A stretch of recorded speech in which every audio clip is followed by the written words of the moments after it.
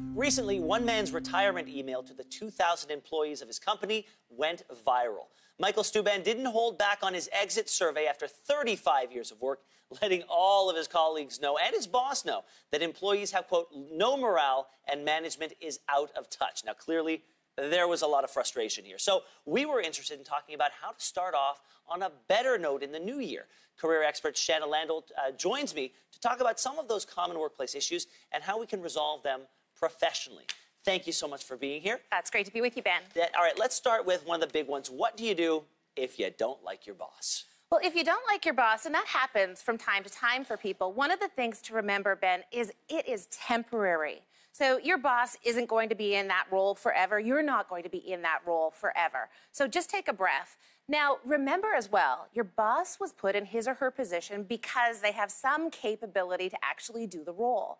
So look for their strengths. You know, if you sit and you focus on their weaknesses, you're going to be upset, you're going to hate your job, you're not going to like it.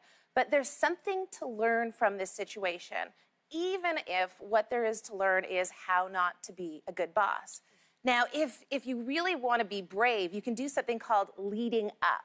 And when you're leading up, what you can do is come to your boss with suggestions. So you can say, hey, have you considered approaching the situation this way?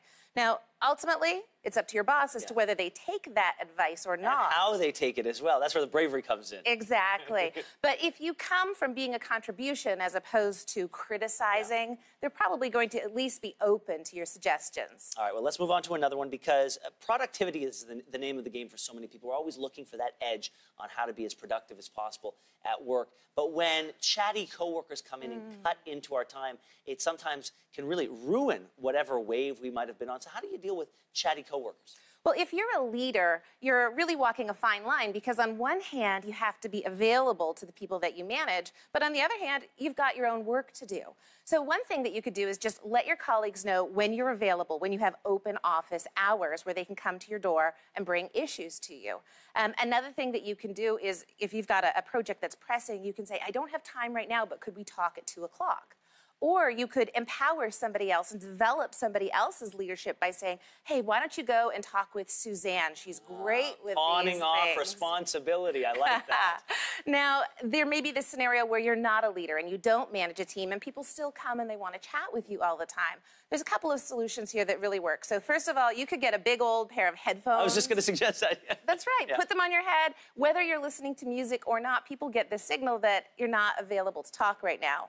Some people will put a shh, quiet zone sign on their desk or on their chair.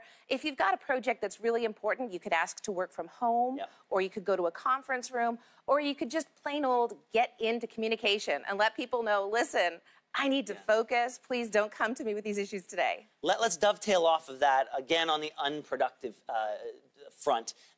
We get called into a lot of meetings. Sometimes they don't start on time. There's a lot of chatter that doesn't concern us. Sometimes the meeting itself doesn't concern us. How do we deal with getting called into all of these unproductive meetings? Oh, that's tough for people because so many companies have meetings after meetings after meetings, and it just becomes meeting paralysis. So first of all, remember, even though your calendar comes in 30 and 60-minute chunks, you could have a 10-minute meeting or a 15-minute meeting. Get really clear at the very beginning by creating an agenda. And you can say, here's what we want to accomplish in the meeting. And then at the end of the meeting, you can say, did we accomplish it? Did we not accomplish it? And what are the next steps to take for people? Now, you can also have standing up meetings. If you're standing up, it goes a lot more quickly than if you're sitting down having donuts or bagels. Or let's imagine you're traveling with a colleague. You could have a meeting in a car or on an airplane. If you have a long commute and you use a headset in your car or on the GO train, you could actually schedule meetings for your travel time and make use of that time. I also wouldn't recommend meetings where everyone's lying down because those go on really long. They go really long. Really long. You know, we've been talking a lot about when other people are the issues, but what happens when you yourself make a big mistake? How do you recover from that? When you make a big mistake, it's hard and it can be embarrassing. The worst thing that you can do, Ben, is to go into denial or pretend it didn't happen, or even worse, try to cover it up. Those are the big mistakes. So get into communication immediately. Go to your boss and say, listen, I want to let you know I made a big mistake here. And use language like, I want you to know that I know how serious this is. I want you to know that I realize the impact here. but then brainstorm, involve your boss in what you can do to mitigate the damage and what you can do to actually prevent this from happening in the future. And sometimes big mistakes, even public mistakes, can have huge learning lessons. And you can share those lessons with your colleagues and your team so that doesn't happen again in the future. All right, well, let's move on from that. Big learning lesson, performance review time. Yours is not good. What do you do? Well, this is tough, especially if you weren't expecting a bad review. So the worst thing that you can do in this scenario, Ben, is to get dramatic or get defensive or start to cry or get emotional. So just take a deep breath. This happens to people from time to time. And you want to say things to your manager like, I really appreciate you bringing this to my attention. I didn't know that this was an issue. And then ask questions until you're really crystal clear what the performance issue is, and you can start to see actions that you can take. Then schedule a meeting with your boss for a week later and say, I'm going to put together a plan, I'll bring that plan to you, and I'm going to show you how I will turn this around. Now, don't wait until your very next performance review to check in. So go to your boss and check in periodically and say, hey, I just wanted to see, how are you feeling about this now? Am I going in the right direction? And you'll get on-the-way feedback.